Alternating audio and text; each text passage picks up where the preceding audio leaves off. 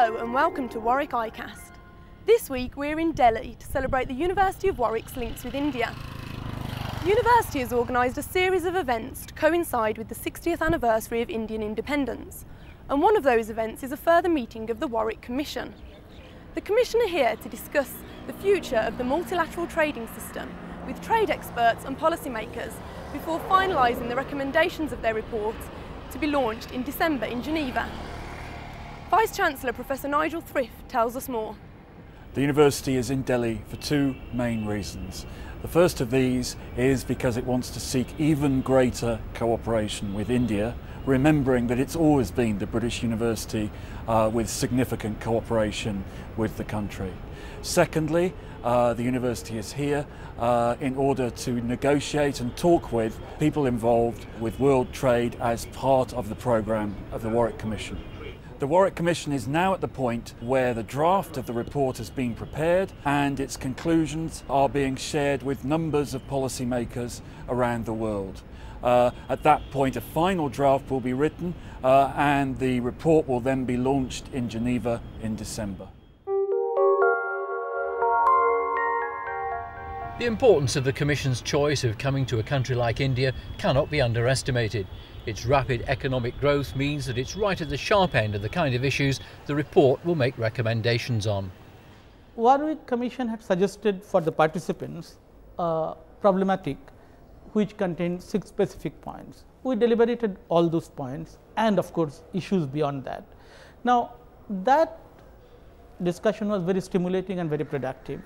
I am hopeful and I am more or less confident that Commission will take note of several points raised in the meeting and issues raised, highlighted in this meeting discussion, and I am sure those will be reflected in the Commission report.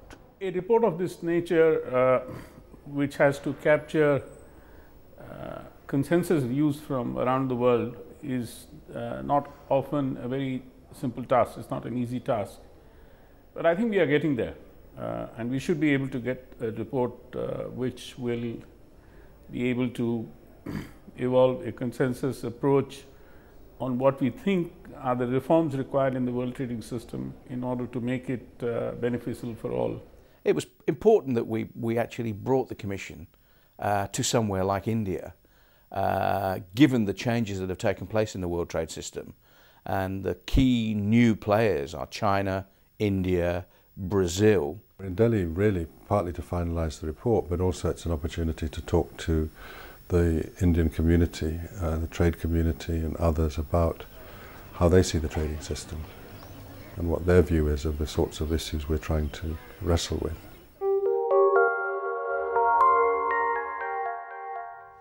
The Warwick Commission's year-long examination of the global trading system is nearly at an end. The report, to be published in December, will make recommendations about the future shape and direction of world trade.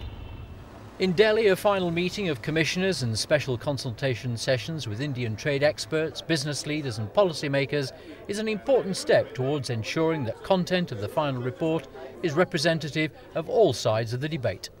It's been a very interesting experiment and it's been very successful. A group of economists, lawyers, political scientists, philosophers, senior practitioners, younger academics from East Asia, Latin America, Europe, North America and Africa have gelled together very well. We've learned a lot. The important thing that we've done is recognise that how we may view the world trade system in Europe is not how it's viewed necessarily in South Asia and not necessarily how it's viewed from Latin America. And the crucial thing that we've had to do is try and bring these competing perspectives and differences on how the world trade system works together in one unified report. We knew that this was not going to be an easy task. These are hard questions that the multilateral trading system has been dealing with for some time now. So, and I would say probably the hardest thing has been to try and come to grips with the big picture of the multilateral trading system and also come up with some very specific recommendations about reform. So it's about analytically understanding what the problems of the system are and then going on to say something useful and something that negotiators and policymakers could actually operationalize. And that's been hard, but that's also why the report at the end has been successful, I would say.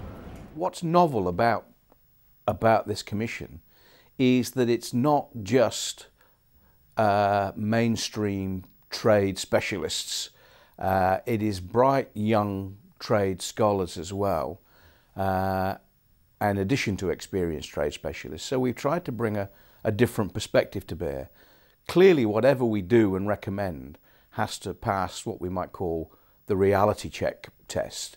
Anything that we recommend has to be, if not short-term feasible, then long-term feasible. So we're looking at two different kinds of recommendations. Broad, general, in principle recommendations about how we best improve the trade regime overall, and a series of more specific, practical, immediate recommendations that help get over short-term bottlenecks and blocks in the trading system. We've had a highly diverse group of individuals coming from different disciplines with different perceptions of the world and how it works. And there has been a remarkable willingness on the part of all the commissioners to try to understand where each one is coming from. And I think that has been a very positive and educative experience. It was difficult to have agreement on the agricultural issues. It's going to become increasingly difficult. But all the same, Warwick Commission is finding the plus points, what has been achieved by WTO and what needs to be done, so that the WTO is kept alive. Whatever its defects, WTO was a very brave effort and it has to survive. The Commission is proceeding on very right directions. Today what is important is that WTO must continue. That's important. With all its data, and as the Commission has pointed out, the WTO has succeeded on a number of fronts, and in many cases it has been a victim of its own successes. So that positive side should be brought about, and the WTO negotiations should continue, but the content of the negotiations will change in a very subtle manner so that the multilateralism triumphs, even though the structures of WTO undergo fairly radical modifications.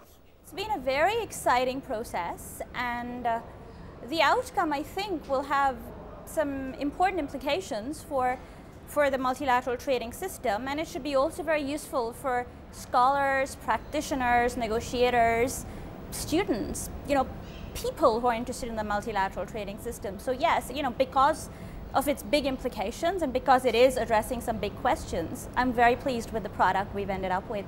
It's so far been a wonderful success. There's absolutely no doubt about that whatsoever. All sorts of people are interested in it, and it's clearly hit the right policy spot, because what happens in terms of world trade over the next 5 or 6 years is going to literally affect millions and millions of people's lives. And that's all we've got time for this week. So from Warwick ICAST here in Delhi, goodbye.